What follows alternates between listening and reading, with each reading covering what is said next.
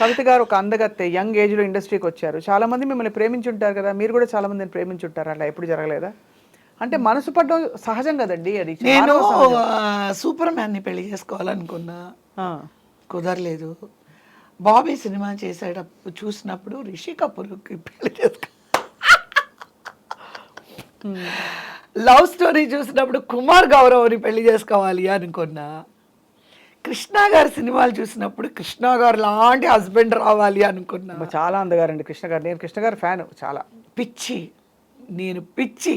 అందుకనే ఈ ఎక్కడో ఇంటర్వ్యూలోని నేను చెప్పిన మాట విని విజయ నిర్మల గారు నన్ను హీరోయిన్గా పెట్టారు ఆయన పక్కన. ఓహో. పెట్టి, ఏ కవిత ఇట్రా, క్రష్ ఉంది కదా నీకు, పో లవ్ సీన్ ఉంది, దున్నే. అదంటే అందరు హీరోస్తో బ్రహ్మాండంగా యాక్ట్ చేసేదాన్ని.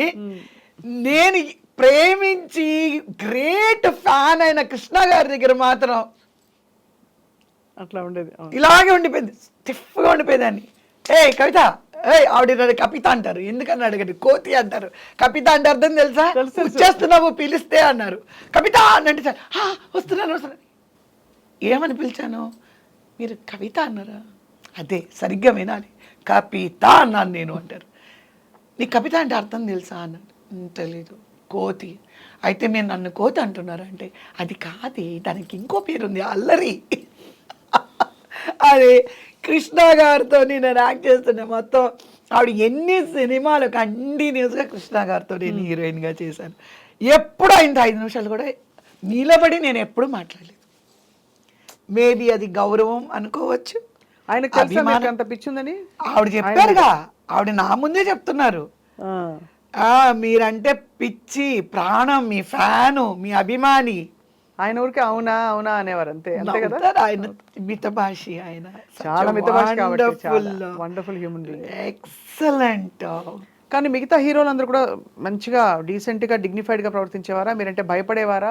మీరంతా కలిసిపోతారు, లేకపోతే మన ఇంటి అమ్మాయి అని కలుపుకుపోయేవారా? ఏమో మరి, నేను యాక్ట్ చేసిన నా హీరోస్ నాకు దగ్గర దగ్గర అన్ని టాప్ హీరోస్ అందరితో చేశాను, ఇంక్లూడింగ్ సుధాకర్ కానీ, ఈశ్వర్రావు గారు కానీ, నరసింహరాజు గారు కానీ. I can't remember even. మీకెందుకు ఎప్పుడు గరిటకాడ పెట్టి జడేసేవారు గట్టిగా? గరిటకాడ అంటారు, గరిటకాడ లాంటి జడ అంటే టైట్గా జడ వేశారు మీ క్యారెక్టర్స్కి. కొన్ని క్యారెక్టర్స్ నాకు ఇంకా గుర్తు, టీవీలో వచ్చే సినిమాలు చూసి అనుకునే నేను ఎక్కువ విలేజ్ క్యారెక్టర్స్ ఎక్కువ టైట్గా జడేసేవారు. ఇప్పుడు చూడండి వదులుగా వేసుకున్నారు, ఎంత మామూలుగా టైట్గా. అది మీ డెసిషనా లేకపోతే కాస్ట్యూమ్లో? లేదండి, డైరెక్టర్. మీ అమ్మాయిని అవుతుంది. Directors getups. ఇప్పుడు ప్రెసిడెంట్ పేరమ్మ చేశాను. ప్రెసిడెంట్ పేరంలో తలకి నూనె రాసి ఇంత అందరూ అనుకున్నారు నేను సవరం పెట్టుకున్నాను అనుకున్నారు. Original hair, but that my original hair. నా ఒరిజినల్ హెయిర్ ఈ మోకాళ్ళు దాటి ఇక్కడ వరకు ఉంటుంది. ఒక్కొక్క జడ ఇంత ఉంటుంది. నేను 2 కలిపి 2 జడలు వేసుకుంటే ఇంత ఉంటుంది. సపోజ్ 2 కలిపితే ఇంత వెడల్పు అయిపోతుంది జడ. అంత ఒత్తు హెయిర్ అనమాట, ఇంత పొడుగుండేది. ఫ్యామిలీ క్యారెక్టర్స్కి ఇబ్బంది ఉండేది కాదు. మోడ్రన్ వచ్చేటప్పటికి మా హెయిర్ డ్రెస్సర్స్ రోజు అది కట్ పండుగని చొల్లి, అదే చెప్తున్నా, అది చుట్టండి అని మా అమ్మ చెప్తే మేము చేయలేము, ఇంతవరకు కట్ చేయమా, ఇంతవరకు కట్ చేయమా, పోనీ ఇంతవరకైనా కట్ చేయమా అంటే ఇంకా నేను ఏడుపు, నాకు సినిమాలే వద్దు, నేను ఈ విగ్గులు నేను పెట్టుకోను, నా జుట్టు కట్ చేయొద్దు, ఏ మోడర్న్ డ్రెస్ వేసుకుంటే జుట్టు ఇంత పొడుగు ఉండకూడదు, గొడవ పెడితే నాకు దండం పెట్టి మా హెయిర్ డ్రెస్సర్లు నీగ్రోస్ లాగా ఇంతంత జళ్ళు వేసి వాటిని మొత్తం లోపల పెట్టి పిన్నులు పెట్టి నెట్ వేసి దానిపైన ఇంతంత విగ్గులు పెట్టేవారు. కానీ మీరు అబ్జర్వ్ చేయండి సార్, ఎప్పుడైనా ఆ విగ్గులు కూడా ఇంత ఎత్తుంటాయి, ఎందుకంటే లోపల అంత జుట్టు. సో బట్ నేను ఎప్పుడు కూడా నా ఒకే ఒక డిసప్పాయింట్మెంట్ ఏముండేది అని అంటే, కొంతమంది రాఘవేంద్రరావు గారి డైరెక్షన్లో నేను హీరోయిన్గా చేయలేదు.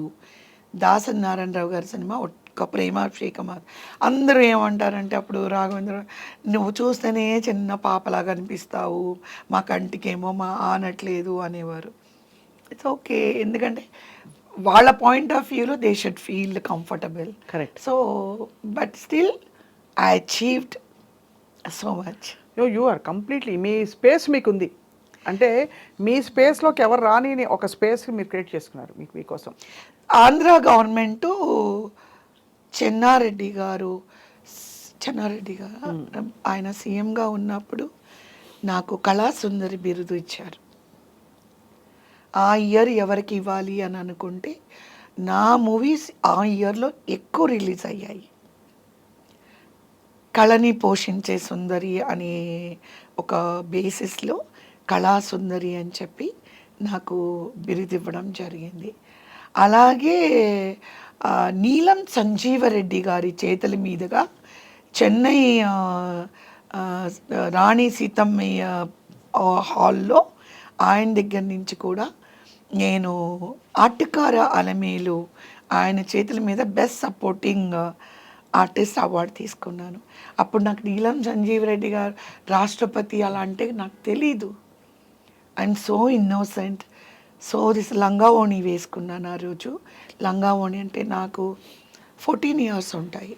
లంగా ఓణి వేసుకొని పెద్ద జడ ఇలాగే మల్లెపూలు పెట్టుకొని వెళ్తే ఆయన ఒక మాట అన్నారు, తెలుగు అమ్మాయిగా ఉండి తమిళంలోని బెస్ట్ సపోర్టింగ్ ఆర్టిస్ట్గా అవార్డు తీసుకోవడం నాకు చాలా ఆనందంగా ఉంది. ఐ బ్లెస్ కవిత అని చెప్పారు. అమేజింగ్. అప్పుడు సుమలత గారు వాళ్ళ మదరు నా పక్కనే ఉండి మేము వచ్చి అవార్డు తీసుకొని వచ్చి కూర్చున్న తర్వాత సుమలత గారు నన్ను అడిగారు, వాళ్ళ అమ్మగారు తను అడిగారు, మీకు ఆయన ముందే తెలుసు అంటే ఆయన ఎవరో నాకు తెలియదండి అన్నారు. ఆయన ఇంతమంది అవార్డీస్లో ఆయన నా పేరు మాట్లాడారు అని చెప్పి. బట్ ఆ టైంలో నాకు అది తెలీదు. ఈరోజు రాష్ట్రపతి నా గురించి మాట్లాడితే then I will be hitting the sky. Obviously